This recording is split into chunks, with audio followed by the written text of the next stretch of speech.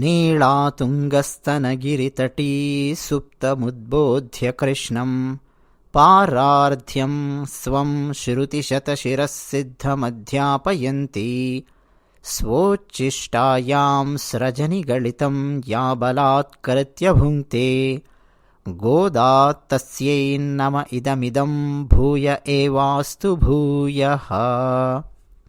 ఆండాళ్ దివ్య తిరువడిகளே శరణం. జై శ్రీమన్నారాయణ. శ్రీమతే రామానుజాయ నమః. ఇతిహాసం ఛానల్లో ధనుర్మాసం సందర్భంగా పాశురాలను అనుసంధానం చేసుకోవడానికి, అర్థం చేసుకోవడానికి మనం ప్రయత్నం చేస్తున్నాము. అది కూడా పూర్వాచార్యులు మనకు అందించిన అనుగ్రహంతో, వారు అందించిన జ్ఞానంతో అర్థం చేసుకోవడానికి మనం మన శక్తి మేరకు ప్రయత్నం చేస్తూ ఉన్నాం. ఎవరైతే ఇతిహాసం ఛానల్కు సబ్స్క్రైబ్ అయ్యి, కేవలం సబ్స్క్రైబ్ అవ్వడం మాత్రమే కాకుండా రెగ్యులర్గా మొట్టమొదటి రోజు నుంచి ఈ తిరుప్పావైలో భాగంగా పాశురాలను అనుసంధానం చేసుకుంటూ ఉన్నారో, ఈ వీడియోలన్నింటినీ ఆసక్తికరంగా చూస్తూ ఉన్నారో, కొత్త కొత్త విషయాలు తెలుసుకోవడానికి ఆసక్తి చూపిస్తూ ఉన్నారో వాళ్ళందరికీ ప్రత్యేకమైన అభినందనలు. మీరందరూ కూడా ఈ ధనుర్మాసంలో భాగంగా తిరుప్పావై వ్రతంలో పాల్గొంటున్నట్టే. తిరుప్పావై వ్రతం అంటే ఏం లేదండి, శ్రీమన్నారాయణుని గుణగణాలను మనం కీర్తించడం, పెద్దలను గుర్తు చేసుకోవడం, రామాయణాన్ని, భారతాన్ని, భాగవతాన్ని గుర్తు చేసుకోవడం, మోక్ష మార్గంలో మనం ఎలా ప్రయాణం చేయాలో కొన్ని కొత్త విషయాలు నేర్చుకుంటూ ముందుకు కొనసాగడం, అంతేగదా. మరి ఇందులో ఎవరైతే పాల్గొంటూ ఉన్నారో ఈ వ్రతంలో ఇతిహాసం ఛానల్ ద్వారా, వాళ్ళందరికీ అండి ఆ గోదాదేవి అమ్మవారు, శ్రీరంగనాథుడు వారి వారి జీవితాలలో వాళ్లకు ఏం కావాలో అవన్నీ కూడా అందివ్వాలి అని మనస్ఫూర్తిగా ప్రార్థిస్తూ, ఈనాటి పాశురం లోపలికి వెళ్ళబోయే ముందు ఒక చిన్న అనుభవం చెప్తానండి. కంచి అని చెప్పి అంటాం, కాంచీపురము అని చెప్పి అంటాం. ఎన్నెన్నో దేవాలయాలు ఉన్నాయి కంచిలో. ఏం దేవాలయాలు అనగానే టకటకటక 3 చెప్పేస్తారు. కంచి కామాక్షి అమ్మవారు, రెండోది బంగారు బల్లి, వెండి బల్లి ఉందంటగా, అదో దేవాలయము అంటుంటారు. మూడోది కంచిలో ఏకాంబరనాథ్ దేవాలయం, శివకంచి అంటారు కదా అంటూ ఉంటారు. కానీ అండి కాంచీపురంలో ఎన్నెన్నో అద్భుతమైన దేవాలయాలు, పురాతనమైన దేవాలయాలు, ఆళ్వారులు వెళ్ళి అక్కడి పరమాత్మను కీర్తిస్తూ ఎన్నెన్నో అద్భుతమైన పాశురాలు రచించినటువంటివి, అలాంటి దేవాలయాలు ఎన్నెన్నో ఉన్నాయి. ఇప్పుడు కట్టించిన దేవాలయాలు కాదండి అవి, అబ్బో ఎప్పటివో అన్నమాట, పురాతనమైన దేవాలయాలు. కాంచీపురానికి వెళ్ళినప్పుడు అలా నేను ఒక లిస్టు తయారు చేసుకొని మరీ వెళ్తూ ఉంటాను. దివ్య దేశములు అని చెప్పి మనం మాట్లాడుకున్నాం, 108 దివ్య దేశములు. అందులో కొన్ని దివ్య దేశములు కాంచీపురంలో ఉన్నాయి. వెళ్ళాలి, చూడాలి అని చెప్పి ప్రయత్నం చేసి వెళ్ళాం. అయితే దాదాపు రాత్రి 8:45 అలా అయ్యింది ఒక దేవాలయానికి మేము వెళ్ళేసరికి. చాలా పెద్ద పెద్ద దేవాలయాలండి, బ్రహ్మాండమైన దేవాలయం. అయితే అక్కడ సెక్యూరిటీ గార్డు ఆయన, వద్దొద్దండి ఇప్పుడు వెళ్ళకండి లోపలికి, మీరు అసలు నడుచుకుంటూ గర్భాలయం దాకా వెళ్ళేసరికి గర్భాలయాన్ని మూసేస్తారు, మీరు వెళ్ళలేరు, వద్దు రేపు రండి అని చెప్పి ఆయన చెప్తూ ఉన్నాడు. కానీ మరుసటి రోజు వేరే దేవాలయాలు దర్శించుకోవాలి అని చెప్పి నేను ప్రణాళిక సిద్ధం చేసుకున్నాను. అది నేను ఆయనకు చెప్పాను. కరెక్టే, నిజమే నాయనా బాబు, కానీ ఇప్పుడు నువ్వు ఇక్కడి నుంచి నడుచుకుంటూ ముందుకెళ్ళి మెట్లెక్కి కుడివైపు తిరిగి ఎడమవైపు తిరిగి అంత దూరం వెళ్ళేసరికి అది మూసేస్తారు దేవాలయము, కష్టము, చాలా పెద్ద దేవాలయం ఇది అని ఆయన అంటాడు. లేదండి మేము చాలా దూరం నుంచి వచ్చాం, మమ్మల్ని వెళ్ళనివ్వండి, నేను ప్రయత్నం చేస్తాను, కనీసం అక్కడ దాకా వెళతాను, గర్భాలయం దాకా నేను వెళ్ళడానికి ప్రయత్నం చేస్తాను, ఒకసారి చూసినా చాలు అని చెప్పి ఆయన వినడు. వెంటనే నేను నా జేబులో ఉన్న పేపర్ అదంతా తీశాను, లిస్టు చూపించాను. ఇదిగోండి ఉదయం నుంచి ఈ దేవాలయాలు తిరిగాను, రేపు ఇక్కడికి వెళ్ళాలి, ఎల్లుండి ఇక్కడికి వెళ్ళాలి, నిజానికి నేను ఇక్కడికి 8:30 వరకే రావాలి ఈ దేవాలయానికి, కానీ అదిగో ఫలానా దేవాలయంలో పెద్ద లైన్ ఉంది, ఈరోజు ఏదో ప్రత్యేకంగా చేస్తూ ఉన్నారు ఆ దేవాలయంలో, అందువల్ల అక్కడ ఆలస్యం అయ్యింది, అందుకని ఇక్కడికి 8:45కి వచ్చాను, నన్ను వెంటనే పంపించండి, నా ప్రయత్నం నేను చేసుకుంటాను అని చెప్పి నేను ఆయన్ను అడిగాను. ఆయన మొత్తం నా చేతుల్లో ఉన్న పేపరు, ఆ లిస్టు అదంతా చూశాడు. చూసి ఆయన అన్నాడు, కాంచీపురానికి ఎవరైనా సరే ఎక్కువ శాతం మంది వచ్చేది కంచి కామాక్షి అమ్మవారి దేవాలయము, శివకంచి, వరదరాజస్వామివారి దేవాలయం, అదే బంగారు బల్లి వెండి బల్లి అంటాం, వరదరాజస్వామివారి దేవాలయం, ఈ 3 దేవాలయాలు మాత్రమే చూడడం కోసం వస్తూ ఉంటారు ఎక్కువ శాతము. ఇలా లిస్ట్ మరీ ప్రిపేర్ చేసుకొని వచ్చారు, తిరుగుతున్నారంటే నాకు అర్థమవుతోంది, వెళ్ళండి. అయితే ఇప్పుడు నేను చెప్పిన రూట్ కాకుండా ఇంకో షార్ట్ కట్ నేనే చెప్తాను, ఎలా వెళ్ళాలో. సరిగ్గా 8:55కు మీరు గర్భాలయం దగ్గరికి వెళ్ళిపోతారు, రండి అని చెప్పి నన్ను నా కుటుంబాన్ని ఆయన కాస్త లోపలికి తీసుకెళ్ళి చూపించాడు. ఇదిగోండి, ఇటువైపు తిరగండి, అటువైపు తిరగండి, అక్కడి నుంచి వెళ్ళండి, అక్కడ చెట్టు ఉంటుంది, అక్కడ కుడివైపు తీసుకోండి, వెళ్ళిపోండి, కరెక్ట్గా 8:55కి మీరు అక్కడ ఉంటారు, 5 నిమిషాలైనా సరే మీరు దర్శనం చేసుకోగలుగుతారు, వెళ్ళండి అని పంపించాడు. అంటే అందరూ వెళ్ళే దారిలో కాకుండా వేరే దారి చూపించాడు, నా యొక్క ఆసక్తిని గమనించి. ఇక అప్పుడు నడుచుకుంటూ అలా వెళ్ళామండి. ఇక వేగంగా నడిచాం. మరి 8:53కే అక్కడ గర్భాలయం ముందు ఉన్నాం. మేము వెళ్ళి దర్శనం చేసుకోవడం మాత్రమే కాకుండా అక్కడున్న అర్చక స్వామితో మాట్లాడాము. దాంతో ఆయన మరో 10 నిమిషాలు అలాగే తెరిచి ఉంచారు. అలా మేము ప్రశాంతంగా దర్శనం చేసుకొని అప్పుడు బయటికి వచ్చాం. ఎందుకు ఈ అనుభవం చెప్పాను చెప్పండి? ఈరోజు పాశురం ఏంటో చూస్తే అర్థమైపోతుంది. ఎవరిని పట్టుకోవాలి మనము? పరమాత్మను పట్టుకోవాలంటే ఆచార్యుని ఆశ్రయించాలి. ఎలా పట్టుకోవాలి ఏంటి అన్నది ఈనాటి పాశురం చూస్తే మనకు అర్థమైపోతుంది. ముందుగా ఈనాటి పాశురాన్ని మనం అనుసంధానం చేసుకుందాం. ఆ తర్వాత ఎవరిని నిద్రలేపుతారో చూద్దాం, సరేనా? ఈనాటి పాశురం: நாயகனாய் நின்ற நந்தகோபனுடைய கோயில் காப்பானே, கொடித்தோன்றும் தோரண வாசல் காப்பானே, மணிக்கதவம் தாழ் திறவாய், ஆயர் சிறுமியரோ முக்கு அரை பறை, மாயன் மணிவண்ணன் நென்னலேவாய் நேர்ந்தான், தூயோமாய் வந்தோம் துயிலெழப்பாடுவான், வாயால் முன்னம் மாத்தாதே அம்மா, நீ நேசநிலை கதவம் நீக்கேலோரெம்பாவாய். ఆండాళ్ దివ్య తిరువడిగళే శరణం. ముందుగా ఈ పాశురానికి అర్థం ఏంటో తెలుసుకోవడానికి ప్రయత్నం చేద్దాం. ఆ తర్వాత లోతులను అన్వేషించడానికి మనవంతు ప్రయత్నం మనం చేద్దాం. నాయగనాయ్ నిండ్ర, మా అందరికీ నాయకుడైన నందగోపన్ ఉడయ్యా, నందగోపుని యొక్క కోయిల్, కోయిల్ అంటే దేవాలయం కాదు, ఇక్కడ భవనము. కాపానే, కాపాడేవాడా, మా అందరికీ నాయకుడైన ఆ నందగోపుని యొక్క భవనానికి కాపలా ఉండే ఓ కాపలాదారు గారు. కాపలాదారుని ఈరోజు ప్రసన్నం చేసుకోవడానికి ప్రయత్నం చేస్తూ ఉన్నారు గోపికలు. వరుసగా 10 రోజుల పాటు 10 మంది జ్ఞానులను సూచిస్తూ 10 మంది గోపికలను నిద్రలేపారు. వీళ్ళందరూ కూడా నాయకత్వం వహించి మిగతా గోపికలందరినీ నిద్రలేపారు. 5 లక్షల మంది ఉన్నారండి గోపికలు, వాళ్ళందరినీ నిద్రలేపారు.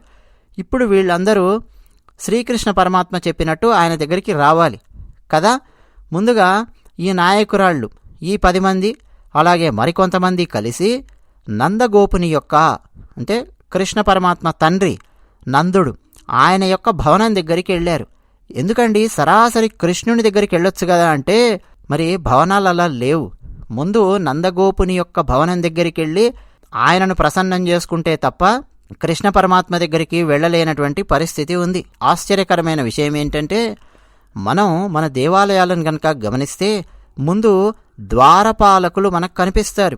ద్వారపాలకులను ప్రసన్నం చేసుకుని అప్పుడు మనం లోపలికి వెళ్ళాలి అన్న విషయం ఈ పాశురం మనకు చెప్తోంది. మనం కేవలం అర్థాన్ని మాత్రం గనక తీసుకొని చూస్తే, అయ్యా మా అందరికీ నాయకుడైన ఆ నందగోపుని యొక్క భవనాన్ని కాపలా కాసే ఓ భవన పాలక, కాపలాదారుని అలా పిలుస్తూ ఉన్నారు, ఓ భవన పాలక మమ్మల్ని లోపలికి పంపించవయ్యా. జెండాతో కనిపిస్తున్నా, తోరణాలతో శోభిస్తున్నా ఈ భవనం యొక్క ద్వారాన్ని కాపలా కాచే ఓ ద్వారపాలక, మణులతో అత్యంత సుందరమైన తలుపుందే, ఆ తలుపుకున్న గడియ దాన్ని తెరవ్వా కాస్త. అయ్యా మహామాయావి మణివర్ణుడు అయిన ఆ శ్రీకృష్ణ పరమాత్మ మాకు పరమపదాన్ని అనుగ్రహిస్తాను అని చెప్పాడు. అందుకోసమని ఆయన చెప్పాడు కాబట్టి మేమిక్కడికి వచ్చాం. వేరే ఇక ఏ ప్రయోజనాన్ని ఆశించి గాని కాంక్షించి గాని మేమిక్కడకు రాలేదు. పరిశుద్ధమైన భావనతో శ్రీకృష్ణ పరమాత్మను మేల్కొల్పడానికి మేమిక్కడికి వచ్చాం. అయ్యా ద్వారపాలక, నువ్వు దయచేసి కాదనకు, తలుపులు తెరిచి మమ్మల్ని లోనికి వెళ్ళనివ్వు అని ద్వారపాలకుడిని భవనపాలకుడిని అర్థిస్తూ ఉన్నారు. చూడ్డానికి ఇది అర్థం అన్నమాట. మరి లోతులేమున్నాయి ఇక్కడ తెలుసుకోవడానికి ప్రయత్నం చేద్దామా? ఇందులో కోయిల్ కాప్పానే వాసల్ కాప్పానే అని ఎవరు వీళ్ళు అంటే పరాశర భట్టర్. ఆయన ఒక అద్భుతమైన వ్యాఖ్యానాన్ని అందించారండి. మనం ఎప్పుడైనా సరే తిరుమల బ్రహ్మోత్సవాలను గనక టీవీలో వీక్షించినా, లేదు తిరుమలలో ఏ ఇతర కార్యక్రమాలు జరుగుతూ ఉన్నా సరే, ఎవరైనా సరే వ్యాఖ్యానాన్ని అందిస్తున్నారనుకోండి, పరాశర భట్టర్ వారు అందించిన వ్యాఖ్యానాన్ని జోడించకుండా వ్యాఖ్యానాలను అందించే ప్రసక్తే లేదు. పరాశర భట్టర్ వారి వ్యాఖ్యానాలు అంత అద్భుతంగా ఉంటాయి, అంత సరదాగా ఉంటాయి, చలోక్తులతో ఉంటాయి, ఆసక్తికరంగా ఉంటాయి. మనం కూడా 1-2 సందర్భాలలో చెప్పుకున్నాం ఇతిహాసం ఛానల్లో. ఎంతమందికి గుర్తుందో లేదో నాకు తెలియదు. పరాశర భట్టర్ వారు ఏం చెప్పారంటే, కోయిల్ కాప్పానే వాసల్ కాప్పానే అని చెప్పి ఉన్నారు కదా, ద్వారపాలకులు ఒకరు సామాన్యమైన అధికారాలను కలిగి ఉన్న ద్వారపాలకుడు, మరొకరు విశేషమైన అధికారాలను కలిగి ఉన్న ద్వారపాలకుడు. ఈ పరమాత్మ యొక్క సన్నిధానంలో వీరిని ప్రసన్నం చేసుకోకుండా లోపలికి వెళ్ళకండి. వీళ్ళు చాలా చాలా ముఖ్యం. ఎందుకో తెలుసా? ద్వారపాలకులు గమనిస్తూ ఉంటారు, స్వామివారిని దర్శించుకోవడానికి వచ్చేవాళ్లలో ఎవరు అనుకూలులు, ఎవరు ప్రతికూలులు అని చెప్పి గమనిస్తూ ఉంటారు. ఎవరైతే అనుకూలంగా ఉన్నారో అంటే మోక్ష మార్గానికి వెళ్ళడానికి, పరమాత్మను అర్థం చేసుకోవడానికి, పరమాత్మను ధ్యానించడానికి ఎవరైతే అనుకూలంగా ఉన్నారో, అలాంటి మనస్తత్వంతో ఎవరైతే వచ్చారో వాళ్లకు లోనికి వెళ్ళడానికి పర్మిషన్ ఇస్తారు. అలా కాకుండా ప్రతికూలమైన భావాలతో ఎవరైతే వస్తుంటారో, మోక్ష మార్గాన్ని అన్వేషించకుండా ఏదో పైపైన ఈ దేవాలయం ఎలా ఉంది, దేవాలయం అందాలు చూసి కాసేపు ఏదో పిచ్చాపాటి ఏదో మాట్లాడి, పరమాత్మ గురించి తప్ప లోకం గురించి మాట్లాడి ఏదో వెళ్ళిపోవాలి అన్న ఉద్దేశంతో ఎవరైతే వస్తారో వీళ్లను ప్రతికూలులు అని చెప్పి పేరు పెట్టారు. ఇలాంటి వాళ్లను ఎలా చూసుకోవాలో ఏమిటో ద్వారపాలకులకు తెలుసు అని పరాశర భట్టర్ వారు వ్యాఖ్యానించారు. మనం శ్రీరంగం దేవాలయానికి గనక వెళితే అండి, వైకుంఠాన్ని ఎలాగైతే వర్ణించారో నమ్మాళ్ళు వారు గారు, వైకుంఠ వర్ణన విష్ణు పురాణంలో ఎలాగైతే ఉందో దాదాపు దానికి దగ్గరగా శ్రీరంగంలో ఉన్న దేవాలయాన్ని నిర్మించారు. ఎందరెందరో రాజులు నిర్మించారు, దాన్ని అలా డెవలప్ చేసుకుంటూ వచ్చారు. కానీ అత్యంత కీలకమైన పాత్ర పోషించిన వారు తిరుమంగై ఆళ్వార్. వైకుంఠంలో ఎన్ని ద్వారాలున్నాయి, ఏ విధంగా ఉంటుంది, వరుసగా 7 గోపురాలు మనకు కనిపిస్తూ ఉంటాయి. మనం ఎప్పుడైనా సరే సినిమాలలో కానీ టీవీలలో కానీ చూస్తూ ఉంటే లోపల క్షీరసాగరంలో పడుకున్న లక్ష్మీనారాయణులను చూపించాలంటే ముందు అండి ఒక షాట్ తీస్తూ ఉంటారు సినిమాలలో. ఏంటో తెలిసిన వరుసగా 7 ద్వారాలు గోపురాలతో కనిపిస్తూ ఉంటాయి. ఒక్కొక్క ద్వారం అలా తెరుచుకుంటూ ఉంటుంది. అప్పుడు చిట్ట చివరి 7వ ద్వారం తెరుచుకున్న తర్వాత అప్పుడు క్షీరసాగరంలో పడుకున్న లక్ష్మీనారాయణులు ఆదిశేషునిపై అలా పవళించి, నారాయణుడు ఆయన పాదాల దగ్గర లక్ష్మీదేవి అమ్మవారు మనకు కనిపిస్తూ ఉంటారు కదా.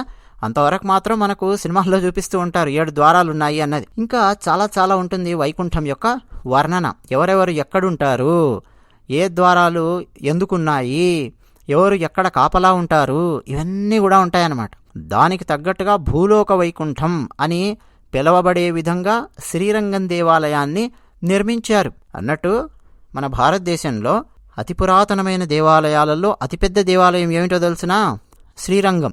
అతి పురాతనమైన అని చెప్పి ఎందుకన్నానంటే the biggest temple in India అని చెప్పి మీరు వెళ్ళి గూగుల్లో టైప్ చేశారంటే ఢిల్లీలో ఉన్న అక్షరధామ్ దేవాలయం ఇప్పుడు చూపిస్తుంది. కానీ అది ఈ మధ్య కాలంలో కట్టిన దేవాలయం.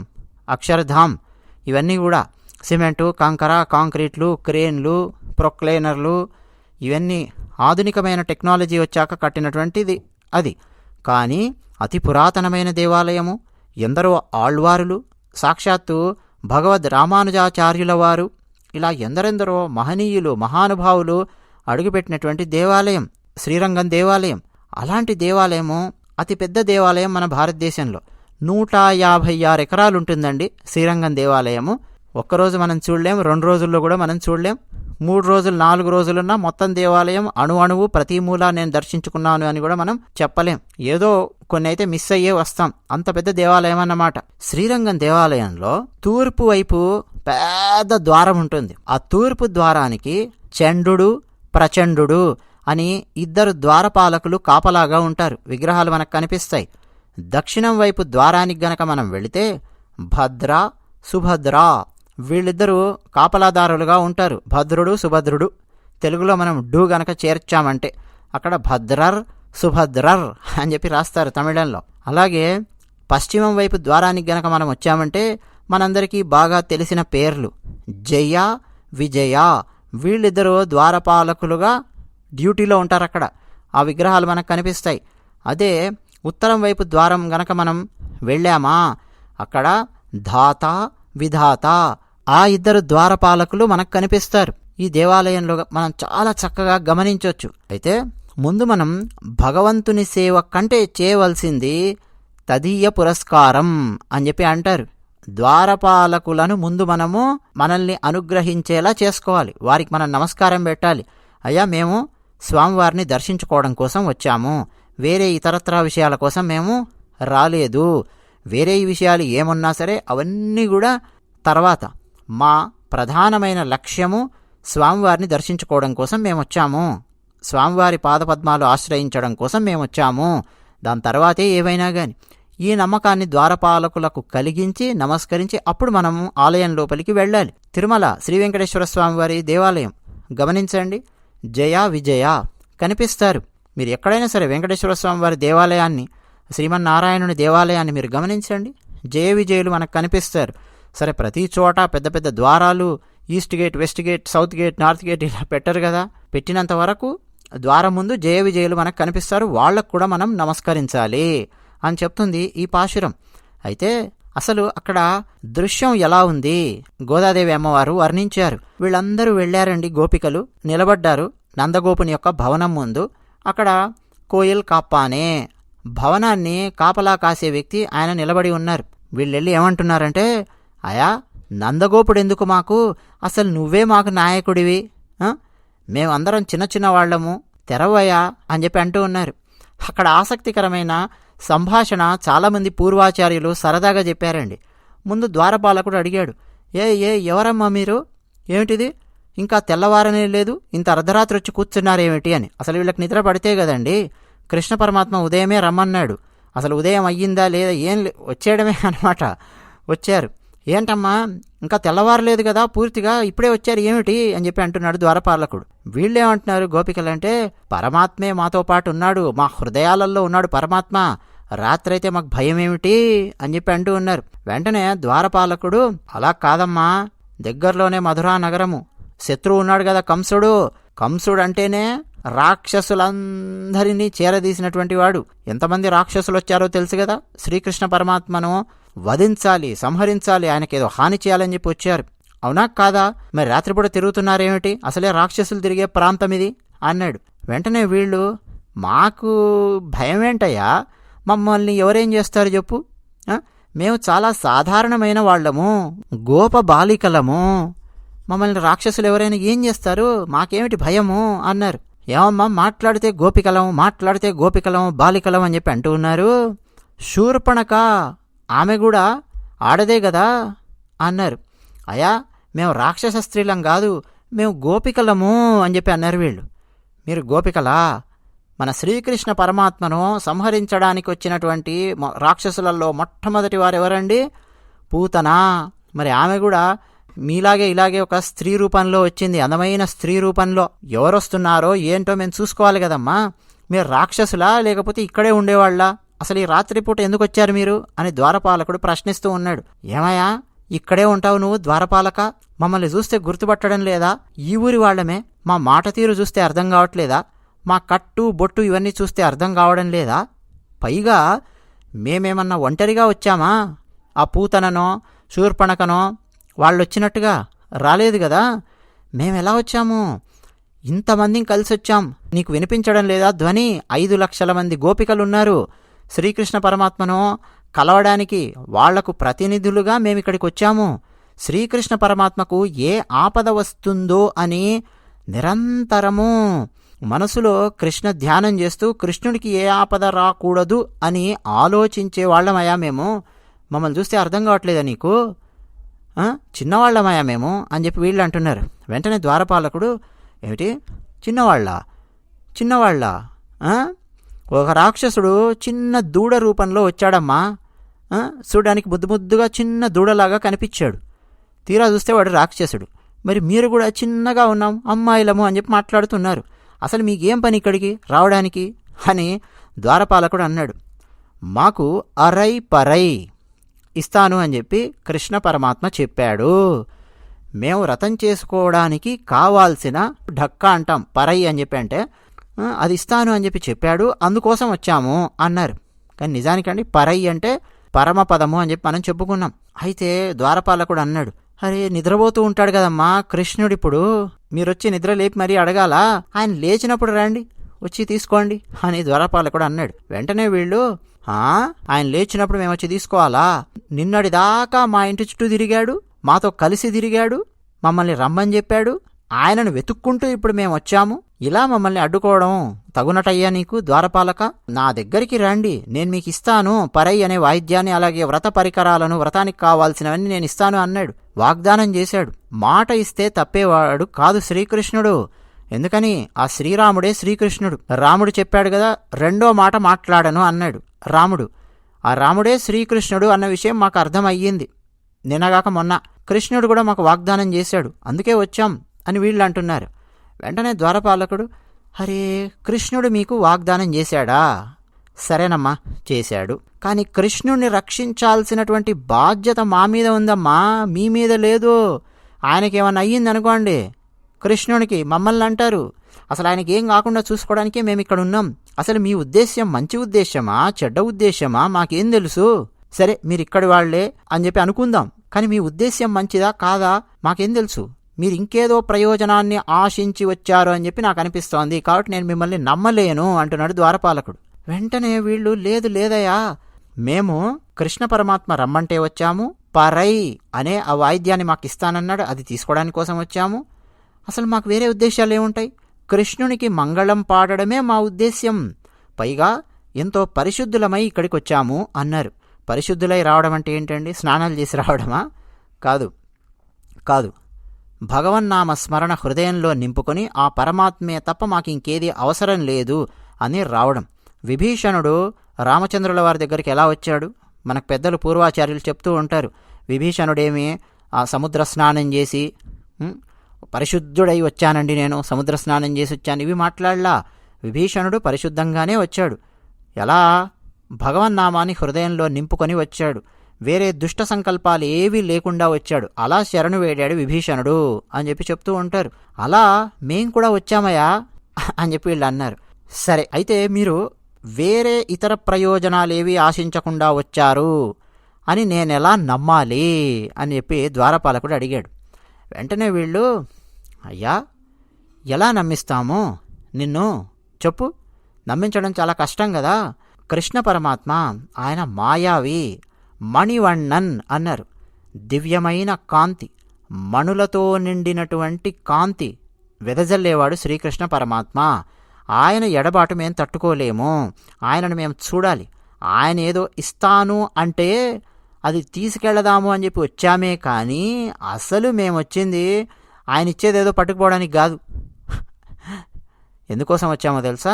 ఆయన నిద్రపోయి ఉన్నప్పుడు ఎలా ఉంటాడో చూద్దాము అని చెప్పి వచ్చాం. సుప్రభాతం పాడాలి అని చెప్పి వచ్చాం. సుప్రభాతం పాడాలి అనంటే మరి స్వామివారు లేవడం కంటే ముందే మేము లేచి ఇక్కడ సిద్ధంగా ఉండాలి కదయ్యా. కాసేపట్లో పూర్తిగా తెల్లవారబోతోంది, అందుకనే ఇక్కడికి వచ్చాము. మామూలు సమయంలో అంటావా, పగలు వచ్చామనుకో మాకేం కావాలో తీసుకొని వెళ్ళిపోతాం, కానీ స్వామివారి శయన సౌందర్యాన్ని మేము చూడలేము. స్వామివారు నిద్రపోయినప్పుడు ఎలా ఉంటారో, ఎంత అందంగా ఉంటారో మేము అసలు చూడలేము.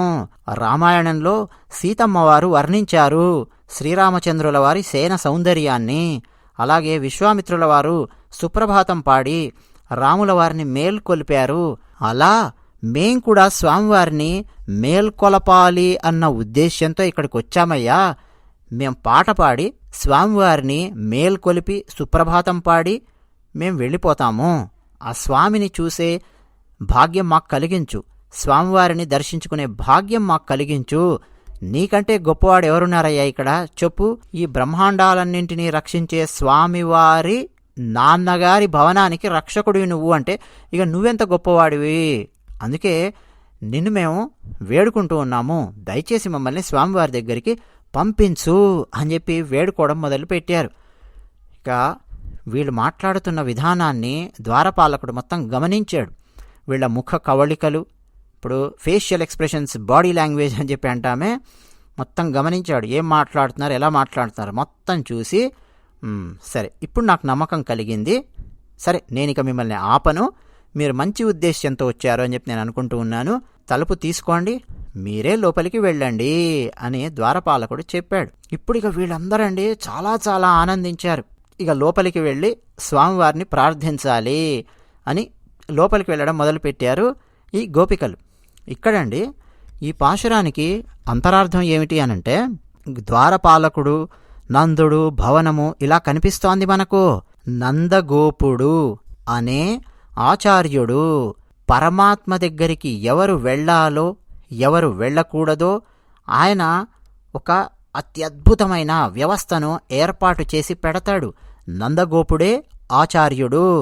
పరమాత్మ దగ్గరికి ప్రతి ఒక్కరూ నేనొస్తానంటే నేనొస్తాను వచ్చేవారే, కానీ అందులో మంచివారెవరు, దుష్టులెవరు, ఆయనకు ఇబ్బంది కలిగించేవారెవరు, ఇబ్బంది కలిగించకుండా ఉండేవారెవరు. అందుకని నందుడు భగవంతుడిని దుష్టుల యొక్క దృష్టిలో పడకుండా గోప్యంగా దాచిపెట్టి ఉంచుతాడు అని చెప్పి అన్నారు. నిజానికి పరమాత్మను దుష్టులు ఎవరైనా ఏం చేయగలరండి చెప్పండి?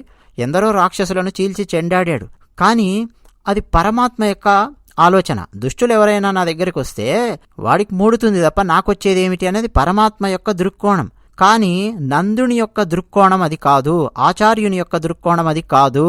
భగవంతుడు పరమాత్మ ఆయన ప్రశాంతంగా ఉండాలి. దుష్టులు ఆయన దగ్గరికి వెళ్ళి ఆయన సమయాన్ని వ్యర్థం చేయకూడదు అని నందుడు అలా కాపలా పెట్టాడు. అంతేకాదండి, ఆ భవనానికి తోరణం ఉంది, ధ్వజం కూడా ఉంది. నిజానికి శ్రీకృష్ణ పరమాత్మ భవనం ముందు ఎలాంటి తోరణము, ఎలాంటి ధ్వజం ఉంటుందండి? గరుడ ధ్వజం ఉంటుంది. కృష్ణ పరమాత్మ ఇంటి ముందు గరుడ ధ్వజం ఎగురుతోంది అంటే చాలు, అదే శ్రీకృష్ణుడు ఉండే ఇల్లు అని ఎక్కడి నుంచైనా సరే అర్థమైపోతుంది. వేరే వాళ్ళ ఇంటి ముందు, ఎవరింటి ముందు కూడా గరుడ ధ్వజం ఉండదు. ఉంటే రకరకాల ధ్వజాలు ఉంటాయేమో కానీ గరుడ ధ్వజము స్వామివారి ఇంటి ముందే ఉంటుంది. దాన్ని చూసి గుర్తుపట్టేవాళ్ళు. అయితే ఎవరైనా సరే శ్రీకృష్ణుని దర్శించుకోవాలి అని చెప్పి వచ్చిన వాళ్ళు ఆ బయటే మణులతో ఉండే ఆ తోరణము, మకర తోరణము అవన్నీ చూసి, అత్యద్భుతమైన తోరణాన్ని చూసి అక్కడే ఆగిపోతూ ఉండేవారు, మై మరచిపోతూ ఉండేవారు. ఆ విధంగా నందుడు అలాంటి ఏర్పాటు కూడా చేశాడు. దుష్టులను లోపలికి రానివ్వకుండా ఉండడానికి ద్వారపాలకులను పెట్టాడు. వారితో పాటు నిజంగా మోక్షం కావాలి, నిజంగా పరమాత్మ కావాలి అని చెప్పి వస్తున్నారా, లేదా భౌతికపరమైన వస్తువులన్నింటినీ చూసి అక్కడే ఆగిపోయే మనస్తత్వం ఉన్న వాళ్ళు వస్తున్నారా, అలాంటి వాళ్ళు ఎవరైనా ఉంటే అక్కడే ఆగిపోని అన్నట్టుగా మణులతో చెక్కిన తోరణ వాసెల్, అద్భుతమైన తోరణం చెక్కి ఉన్న ద్వారాన్ని కూడా ఏర్పాటు చేశాడు నందుడు. మనకు చినజీర స్వామివారు చెప్తూ ఉంటారు, మనం దేవాలయాలకు వెళ్ళినప్పుడు ముఖ్యంగా మన దక్షిణ భారతదేశంలో అత్యద్భుతమైన శిల్ప సంపద ఉంటుంది కదా, అద్భుతమైన శిల్పాలు ఏర్పాటు చేసి ఉంటారు. ఆ అద్భుతమైన శిల్పాలు చూస్తూ అక్కడే ఆగిపోతామా, లేదు మన దృష్టి భగవంతుని దగ్గరికి వెళుతుందా పరీక్షించడం అన్నమాట. చూస్తాం శిల్పాలు అవన్నీ, చూడడంలో తప్పులేదు. కానీ బయటికి వచ్చిన తర్వాత మనము ప్రముఖంగా, ప్రాథమికంగా పరమాత్మ దర్శనం గురించి మాట్లాడుతున్నామా, పరమాత్మ దర్శనం వల్ల కలిగిన ఆనందానుభూతిని మనం అనుభవిస్తున్నామా, లేక చుట్టూ దేవాలయంలో ఉండే శిల్ప సౌందర్యాన్ని వర్ణిస్తూ మన కళ్ళు అక్కడే చిక్కుకుపోయి ఉన్నాయా అన్నది ప్రశ్న. అర్థమవుతుందండి? భౌతిక పరంగా చూస్తే శిల్పాలు అన్నీ అద్భుతంగా కనిపిస్తుంటాయి, ఆహా ఎంత బాగున్నాయి ఆ శిల్పాలు అనుకుంటాం. కానీ అది ప్రాథమికమైనటువంటిది కాదు. దేవాలయానికి వెళ్ళినప్పుడు పరమాత్మను చూడడము, పరమాత్మ దర్శనం చేసుకోవడం అది ప్రాథమికమైనది. పరమాత్మకు అయ్యా మేము కూడా వచ్చాం, మమ్మల్ని కాస్త చూడు అని పరమాత్మకు విన్నవించుకోవడం అనేది ప్రాథమికమైన అంశం. మిగతావన్నీ కూడా తర్వాతే ఏ దేవాలయానికి వెళ్ళినా కానీ. మరి ఇలాంటి వాళ్లను ఎలా విభజించాలి? అందుకని నందుడు ఒక అద్భుతమైన తోరణాన్ని ఏర్పాటు చేశాడు. ద్వార సౌందర్యం చూసి అక్కడే ఆగిపోకండి, లోపలికి వెళ్ళండి అని చెప్పడం అన్నమాట. ఆత్మస్వరూపం కూడా చాలా అందంగా ఆనందంగా ఉంటుంది. ఈ తోరణంలాగానే వేదాల ద్వారా ఉపనిషత్తుల ద్వారా ఆత్మను అర్థం చేసుకొని అక్కడితో ఆగిపోకండి, ఇంకా లోపలికి వెళ్ళండి. ఆ ఆత్మస్వరూపంలో పరమాత్మ స్వరూపం కనిపిస్తుంది. ఆత్మ సౌందర్యము అనే ఈ అనుభవాన్ని దాటి లోపలికి వెళితే తప్ప పరమాత్మ స్వరూపం మనకు అర్థం కాదు. ద్వారపాలకుడు ఎవరు? ఆచార్యుడు. ఆయన తలుపులు తెరుస్తాడు. దేనికి తలుపులు తెరుస్తాడు? ఆత్మస్వరూపానికి, అంటే ఆత్మ సౌందర్యానికి మరియు పరమాత్మకు మధ్యలో ఉండే ద్వారాన్ని ఆచార్యుడు తెరిచి మరీ చూపిస్తాడు, వెళ్ళమంటాడు. ఎలా వెళ్ళాలో ఆయన చెబుతాడు. అదనమాట ఇక్కడ అర్థము. అందుకే అండి, నిన్న 10వ గోపికను నిద్ర లేపుతూ ఉన్నప్పుడు రామానుజాచార్యుల వారి కథ మనం తెలుసుకున్నాం. ఆచార్యుడు గోష్ఠీపూర్ణుల వారు రామానుజాచార్యుల వారికి చరమోపాయానికి సంబంధించిన రహస్యాలు చెప్పలేదనుకోండి, ఎవరికి నష్టము చెప్పండి? రామానుజుల వారికి నష్టము. గురువుగారు గోష్ఠీపూర్ణుల వారికి వచ్చిన నష్టం ఏమనుందా? ఏమీ లేదు. ఆయన ఆత్మ సౌందర్యాన్ని దాటి పరమాత్మను ఎలా దర్శించాలో ఆయన అర్థం చేసుకున్నారు. అయిపోయింది. మోక్షం అంటే ఏమిటి ఆయన అర్థం చేసుకున్నారు గోష్ఠీపూర్ణుల వారు. మరి రామానుజుల వారి పరిస్థితి అండి. అందుకే శిష్యుడు చాలా సహనంతో ఆచార్యులను ప్రసన్నం చేసుకొని అలా కావాల్సిన జ్ఞానాన్ని ఆయన పొందారు రామానుజుల వారు. ఆ తర్వాత అందరికీ పంచారు. అదంతా మనకు తెలుసు. అలాగే ఇక్కడ కూడా అండి, ఈ పాశురంలో పరమాత్మ దగ్గరికి వెళ్ళాలి అనంటే ముందు ఆచార్యుని దగ్గరికి వెళ్ళి ఆచార్యుని ద్వారా పరమాత్మను మనం సేవించాలి. ఆచార్యుణ్ణి గనక మనం పట్టుకున్నాము అనంటే ఇక పరమాత్మను మనం పట్టుకున్నట్టే, పరమాత్మ మనకు దొరికినట్టే. ఇక అందులో మరో మాటే లేదు. ఆచార్యుడు మనకు చూపిస్తాడు పరమాత్మని ఎలా పట్టుకోవాలో. ఆచార్యుడు ప్రశ్నించేది కూడా మనం ఎందుకోసం వచ్చాము, వేరే భౌతికపరమైన వస్తువుల కోసం వచ్చామా, వేరే ఇతరత్ర విషయాలు ఆశించి వచ్చామా, అసలు నిజంగా మనం పరమాత్మను అర్థం చేసుకోవడానికి కోసం వచ్చామా, పరమాత్మకు ఏమన్నా కళంకం పూయడం కోసం వచ్చామా ఆయన కీర్తికి? ఇవన్నీ రకరకాలుగా ఆచార్యుడు మనల్ని శోధిస్తాడు. అందులో గనక మనం విజయం సాధిస్తే అప్పుడు ఆచార్యుడు పరమాత్మ స్వరూపాన్ని మనకు చూపిస్తాడు. మన ఆత్మస్వరూపాన్ని దాటి ఎలా చూడాలో మనకు చూపిస్తాడు. అందుకనే అండి, రామానుజస్య చరణం శరణం ప్రపజ్యే అని చెప్పి అంటాం. రామానుజాచార్య, మీ చరణాలు మాకు శరణ్యము, మీ పాదపద్మాలు మేము ఆశ్రయిస్తాము అని చెప్పి అంటూ ఉంటారు శిష్యులు. ఎందుకని? మోక్షం ఎలా వెళ్ళాలో, మోక్ష మార్గం ఏమిటో తలుపు తెరిచి మరి రామానుజుల వారు అత్యంత సులభంగా ఎలా మనం పరమాత్మను దర్శించుకోవాలో, మన ఆత్మ సౌందర్యంలో ఆ మార్గంలో ఎలా వెళ్లాలో మనకు చూపించారు. రామానుజుల వారు ఎక్కడి నుంచి వారు నేర్చుకున్నారు ఏమిటి అనంటే వారి గురువులు. అలాగే ఇప్పుడు మనం మాట్లాడుకుంటున్న తిరుప్పావై లాంటి అద్భుతమైన పాశురాలతో కూడిన 4000 దివ్య ప్రబంధముంది ఆళ్వారులు రచించారు. అందులో నుంచి ఎన్నెన్నో రత్నాలను వెలికితీసి మనకు అందించిన పూర్వాచార్యులు ఉన్నారు. అలాంటి ఆచార్యులు నడిచిన దారిలో మనం నడుస్తూ పరమాత్మ దగ్గరికి మనం చేరుకుంటూ ఉన్నాము. మరి రేపు ఎవరిని నిద్రలేపుతారన్నది మనం రేపు తెలుసుకోవడానికి ప్రయత్నం చేద్దాం. జై శ్రీమన్నారాయణ.